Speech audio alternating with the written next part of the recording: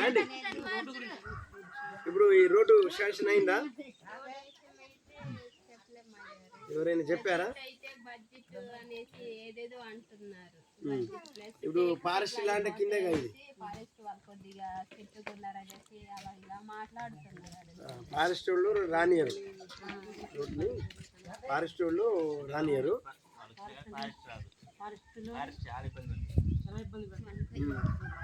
అందుకనే కొద్దిగా మీరు అందరు తిరగబడి రోడ్డు కావాలని ధర్నాలకి పడితే కూర్చుంటే మీకు రోడ్డు వచ్చేస్తుంది. రోడ్డు ఒకటి మరి ఇక్కడ కాకుండా ఇక్కడ మెయిన్ రోడ్ ప్రాంతంలో మీరు ఉండగలిగితే ఏమైనా ఇబ్బందా?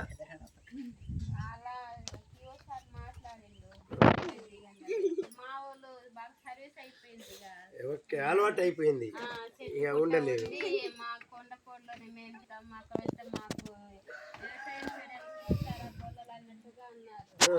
కూడా వాళ్ళు అంత త్వరగా మాట ఇవ్వలేదు. వీళ్ళు కూడా డౌట్ వచ్చింది మరేమో అన్నట్టుగా వీళ్ళు కూడా దిగమనేస్తున్నారు. ఇక ఇక్కడైతే ఇక మీకు ఫలాలు వస్తాయి. ఇప్పుడు ఎవరి ఫలాలు వాళ్ళు కొట్టుకుని మీకే ఉంటాయి. అయితే ఇప్పుడు ఎవరి పొలం వాళ్ళు కొట్టుకొని చేస్తున్నారా? ఏమేమి పంట పండిస్తారు? కొర్ర ఉన్నదా? ఇప్పుడు పండించే అమ్ముతారా, తింటారా?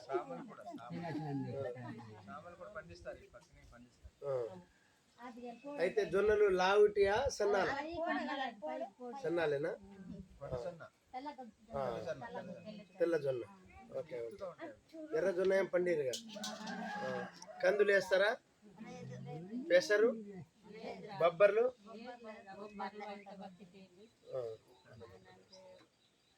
ఎట్లయినా మీరు ఇక్కడ ఉంటున్నారు కాబట్టి పెసరు జల్లుకుంటే మీకు తినటానికి వస్తుంది. పప్పు చేసుకోవచ్చు, కందులు వేసుకోవాలి, కొన్ని కొన్ని వేసుకోవాలి. దానికి నీళ్ళు కట్టే అవసరం లేదు కదా.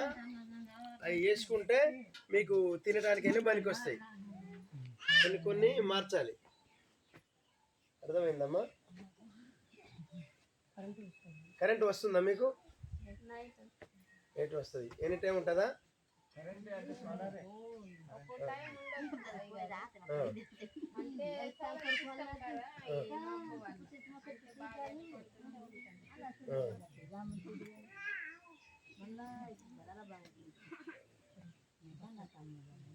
వచ్చేసారా మన వాళ్ళందరూ? అందరు ఎంతమంది ఉన్నారు? ఒకసారి లెక్క పెట్టండి. పెద్దోళ్ళు చిన్నోళ్ళు అందరూ. మీ గూడానికి పెద్ద ఎవరమ్మా ఇక్కడ?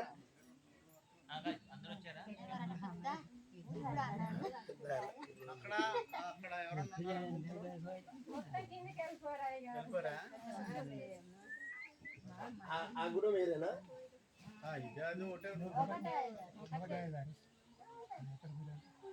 ఇక్కడ ఉన్న ఎంతమంది ఉన్నారు? చాలా మంది సర్వే అనేసి ఫోన్ ఎస్ఆర్ ఉందా మీకు? ఎస్ఆర్ ఓటు ఎస్ఆర్ లెక్కలకి వస్తున్నారు ఇక్కడికి. అధికారులు ఇక్కడ వస్తున్నారా, మీరు అక్కడ పోతున్నారా? ఈరోజు అధికారులు ఇక్కడ వచ్చారా? బిఏలో వచ్చారా? అదే బిఓ, ఆర్ఐ, విఆర్ఓ వచ్చారు. ఇక్కడ వచ్చి తీసుకుని పోయారా?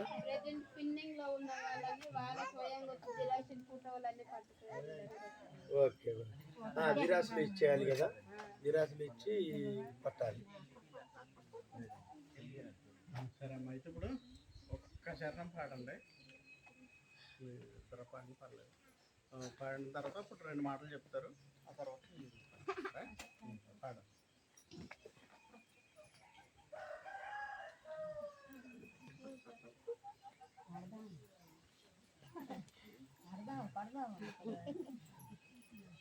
ఏం లేదు, పాడండి. హల్లెలూయా స్తుతి మహిమ ఎల్లప్పుడూ దేవునికి స్తోత్రము. హల్లెలూయా స్తుతి మహిమ ఎల్లప్పుడూ దేవునికి స్తోత్రము. హల్లెలూయా హల్లెలూయా హల్లెలూయా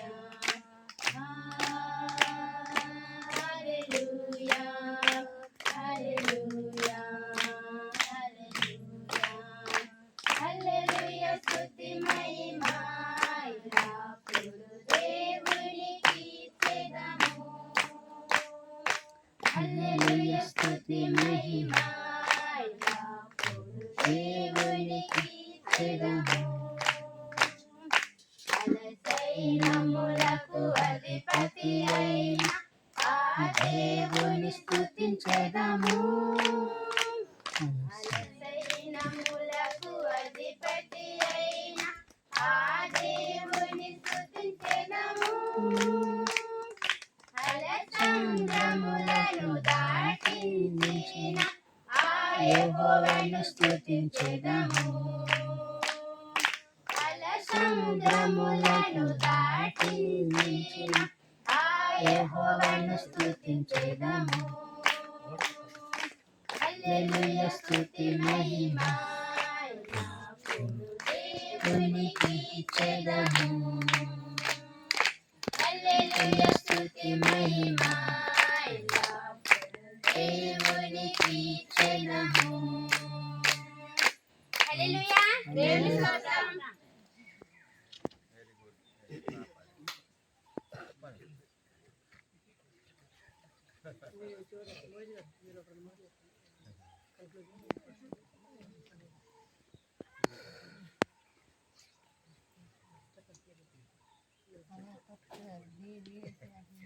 అమ్మా మీ అందరికి వందనాలు. మీరు చాలా మంచి వాళ్ళు. మేము కూడా దేవుని దేవుళ్ళు మేము కూడా మంచి వాళ్ళమే. మరి మనందరం మంచి వాళ్ళమే. మనుషులందరూ మంచి వాళ్ళే ఒకప్పుడు. ఎలా అంటే దేవుడు సృష్టిని చేసినప్పుడు చెట్లు, గుట్టలు, మెట్టలు, జంతువులు, పక్షులు, జీవులు అన్నీ చేసినప్పుడు మంచి మంచి మంచి మంచి అని మంచిగా చెప్పిండు దేవుడు. మంచిగానే ఉంది. మనం కూడా దేవుడిలాగా ఉండేవాళ్ళం, మంచిగా ఉండేవాళ్ళం. కానీ చూడండి, ఇక్కడ చూస్తున్నారా? ఇక్కడ చూడండి అమ్మ, అందరూ 3000 కనిపిస్తున్నాయా? ఈ 3000లో వీడు పెద్ద దేవుడు, యేసు దేవుడు. ఈయన గొప్ప దేవుడు, సృష్టికర్త అయిన దేవుడు ఈయన. ఇలా చూస్తే మనిషి మనం ఇక్కడ ఉన్నాం చివర. మనకి దేవుడికి మధ్యలో ఒకడు ఉన్నారు కదా, ఆయనే సైతాను. అర్థమైందా? ఎందుకంటే ఈయన ఉన్నాడు, ఈ దేవుడిని చూడనివ్వట్లే, కనిపించట్లేదు కూడా. ఎందుకంటే నేనే పంటలు పండిస్తున్నా, నేనే మీకు అన్నీ కలుగు చేస్తున్నా, నేను మీకు అన్నీ సహాయం చేస్తున్నా, నాకు కోడిని కొయ్యండి, కొబ్బరికాయ కొట్టండి, నైవేద్యం పెట్టండి అని మధ్యలో ఉన్నవాడు ఏం చేసినాడంటే, అసలైన సావుకారు దేవుడు కదా, అసలైన వాడు. కానీ మధ్యలో ఆయన ఏం చేస్తున్నాడంటే నేనే నేనే నేనే అన్నీ అని చెప్పి మనకి కళ్ళు మూసేసిండు, మన మనోనేత్రాలు మూసేసిండు. అంటే మనసుకున్న కళ్ళు మూసేసిండు, మనల్ని చీకట్లోనే ఉంచిండు, పాపంలోనే ఉంచిండు, శాపంలోనే ఉంచిండు. దేవుడికి మనకి మధ్యలో ఉన్నాడు ఈయన. అందుకే మనకి దేవుడు కనిపించట్లేదు, దేవుడిని చూడనివ్వట్లే ఈ మధ్యలో ఉన్నవాడు. పాపం అనేది అడ్డొచ్చేసింది. అప్పుడు మంచిగా ఉన్న మనం అందరం ఏమైపోయాం, ఈ మధ్యలో వాడు మాట విన్నాం, చెడిపోయినాం, పాడైపోయినాం, అజ్ఞానంలోకి వెళ్ళిపోయినాం, చీకట్లోకి వెళ్ళిపోయినాం, కళ్ళు మూసిపోయినాయి. ఇప్పుడు అన్నయ్య అన్నాడు, పాపం కళ్ళు కనిపించట్లేదు. కళ్ళు కనిపించిన ఆయనకి ఏదో ఏదో గొయ్యో రాయో ఇది తెలియదు కదా, మంచి చెడు అని పాపం ఏం తెలియదు కదా. అట్లా అయిపోయినాం మనం కూడా. అందుకే ఈ దేవుడు, పెద్ద దేవుడు, యేసు దేవుడు, భూమిని ఆకాశాన్ని పుట్టించిన దేవుడు ఆయన ఏం చేసిండంటే, నా పిల్లలు మంచి వాళ్ళు, కానీ సైతాను, దుష్టుడు, దురాత్ముడు అంటాం, చీకటి శక్తి అంటాం, దేవతా శక్తి అంటాం. ఆయన చెప్పాలంటే దేవదూతే, ఈయన కూడా దేవదూతే, దేవుడు దూతే, కానీ చెడిపోయినాడు, పాడైపోయినాడు. పాడైపోయి ఏం చేసిండు, మనమే దేవుడి మీద ఉన్న కోపము దేవుడి బిడ్డల మీద చూపించిండు. విలన్ అయిపోయింది అనమాట వీడు. హీరో లాంటి దేవుడి దగ్గర హీరోకి మనం ఏం చేయలేమురా, ఆ హీరో చాలా గొప్పవాడు, మనం కొట్టేస్తాడు, చంపేస్తా అని ఈ విలన్ లాంటి వాడు ఏం చేసిండంటే, హీరో పిల్లలు ఎవరున్నారు, మనమే. మన దగ్గర వచ్చి ఏం చేసిండు, దేవుడి పిల్లలు రా వీళ్ళు, వీళ్ళని పాడు చేస్తే దేవుడికి నేను కోపం తీర్చుకున్నట్టు అయింది, పగ తీర్చుకున్నట్టు అయింది అని చెప్పి మన మీద పాపంలోకి తీసుకెళ్ళిపోయింది. తన మాయ మాటలు చెప్పి మనల్ని మోసం చేసిండు, పాపం చేపించిండు. మనమేమో చీకట్లో ఉన్నాం, పాపంలో ఉన్నాం, తెలిసి తెలియక మనకు నిజం చెప్తాం, మీకు తెలియక మనకని ఎవరికైనా తెలియక నేను కూడా మొక్కిన, చెట్టును మొక్కిన, బొట్టను మొక్కిన, రాయిని మొక్కిన, అన్నీ చేసిన తెలియనప్పుడు. కానీ రాను రాను యేసు దేవుడు గొప్ప దేవుడు, సర్వలోకానికి ఏ జాతి వారికైనా ఏ భాష వారికైనా దేవుడు యేసు దేవుడే దేవుడని తెలుసుకున్నాము. నా కళ్ళు తెరుచుకున్నాను, నాకు అంత మంచి చెడుని తెలిసింది. ఈ యేసయ్యని నమ్ముకుంటే నా పాప రోగమంతా పోగొట్టిండు, నా పాపాలన్నీ కడిగేసిండు. వాళ్ళ గొర్రె మేకల రక్తం వల్ల నా పాపం పోలేదని నేను నమ్మిన. యేసయ్య నా కోసం కలువరి శిలువలో రక్తం గార్చిండు, ఆ రక్తం ద్వారా నా పాపాలన్నీ కడిగి పవిత్రపరిచిండు. నిత్య నరకానికి నిప్పులు గుండానికి ఎక్కడికో వెళ్ళిపోయే నన్ను యేసయ్య తప్పించిండు, నిత్య జీవం ఇచ్చాడు. ఇప్పుడు యేసయ్య దేవుని నమ్ముకున్నాం కాబట్టి మనం చనిపోయినా బ్రతికినా యేసయ్య బిడ్డలుగా పరలోకము దేవుని దగ్గర చేరుకుంటాం. అందుకే ఈ అసలైన సావుకారు మధ్యలో ఉన్నవాడు ఎప్పుడైనా మోసం చేస్తాడు మనల్ని. మీరు పొగాకు పని దగ్గర వెళ్ళినా కానీ నిజమా కాదా? ఈయన సారు ఎక్కడ ఖమ్మం దగ్గర ఉంటారు, ఈయన కాంగ్రెస్ నాయకుడు అనమాట. ఈయన తెలంగాణలో మన పొంగిలేటి శ్రీనివాసరెడ్డి గారు అని ఒక గొప్ప మంత్రి గారు ఉన్నారు, పెద్ద ఆయన ఖమ్మం జిల్లాలో. ఆయన మంత్రి గారి దగ్గర ఈయన ఒక కుడిసి లాంటి వాడు అనమాట. అంటే బాగా తెలిసిన వారి ప్రజలకి మంచిగా సహాయం చేస్తుంటారు. అట్లాగే నేనేమన్నా ఆయన ప్రతి వ్యవసాయం కూడా మొదలు పెట్టినారు. ఎన్ని ఒక 6 ఎకరాలు వేసినారు పత్తి వ్యవసాయం. అయితే ఈయన సావుకారు దగ్గర అమ్మటానికి వెళ్తాడుగా ప్రతి. అప్పుడు మధ్యలో బ్రోకర్స్ ఉంటారా ఉండరా? ఉంటారా? ఏమి సారు ఇంత రేటు అంత రేటు అంటాడు. అసలైన సావుకారు దగ్గర అయితే 10,000 ఉంటుంది.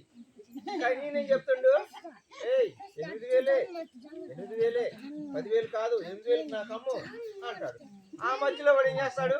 ఈయన 6 ఎకరాల భూమి సంవత్సరం అంతా కష్టపడ్డాడు, నీళ్లు పెట్టాడు, బాధపడ్డాడు, చాలా కష్టపడ్డాడు. ఈయనకి వచ్చేది ఎంత? ఈయనకి వచ్చేది 8,000. కానీ మధ్యలో బ్రోకర్ అమ్మితే ఆయనకి ఎంత వస్తుంది? 10,000 వస్తుంది. నిజమా కాదా? ఆ బ్రోకర్ లాంటి వాడు ఈ సైతాను. ఇటు మనల్ని మోసం చేస్తుండు, అటు దేవుని దగ్గర వెళ్ళి అంతా పర్లేదు ఏం కాదు అంటున్నాడు. కానీ మనం దేవుడి మాట వింటే పరలోకం చేరుకుంటాం, మోక్ష భాగ్యం ఉంది మనకి, నిత్య జీవనం చనిపోయిన తర్వాత మన జీవాత్మ దేవుడి దగ్గర వెళ్తుంది. మనం యేసయ్యని నమ్ముకోపోయి యేసయ్య అంటే ఏంట్రా, వాళ్ళ దేవుడు రా, వీళ్ళ దేవుడు రా, వాళ్ళ కులం వాళ్ళు వీళ్ళ కులం వాళ్ళు దేవుడు రా అని మనం అనుకున్నాం అనుకో, చచ్చిపోయినాక నిత్య నరకానికి వెళ్ళిపోతాం అంతే.